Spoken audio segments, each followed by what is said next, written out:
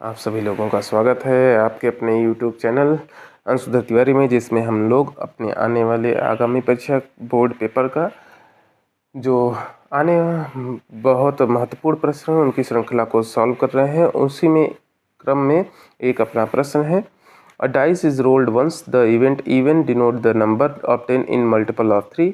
जो पहला इवेंट है वो क्या कर रहा है, मल्टीपल ऑफ 3 नंबर्स को रिप्रेजेंट कर रहा है। E2 जो है वो number obtain an even number जो एक सम संख्याओं की श्रृंखला को बता रहा है।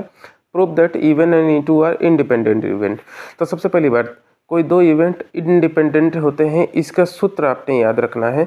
इंडिपेंडेंसी का जो सूत्र है वो क्या है, वो ये है, probability of E and E2। अगर ये दोनों इंडिपेंडेंट हैं तो इन दोनों का अलग अलग प्रोबेबिलिटी का मल्टीप्लिकेशन उनके इंटरसेक्शन के मल्टीप्लिकेशन की प्रोबेबिलिटी के इक्वल होता है। तो सबसे पहली बात, इवन जो है वो कह रहा है 3 का मल्टीपल, 3 के मल्टीपल 2 हैं, 3 और 6। सैंपल स्पेस में आपके 1 से 6 तक की संख्या है। E2 में 2, 4, 6 क्योंकि ये इवन नंबर्स हैं। इवन और E2 का इंटरसेक्शन है वो 6। आपको ये पता चल गया है।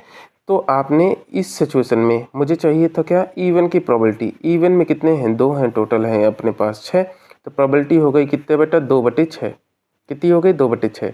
अब इसका मल्टीप्लिकेशन कर रहा है E2 से। E2 में कितने बेटा, 3 हैं, 3/6।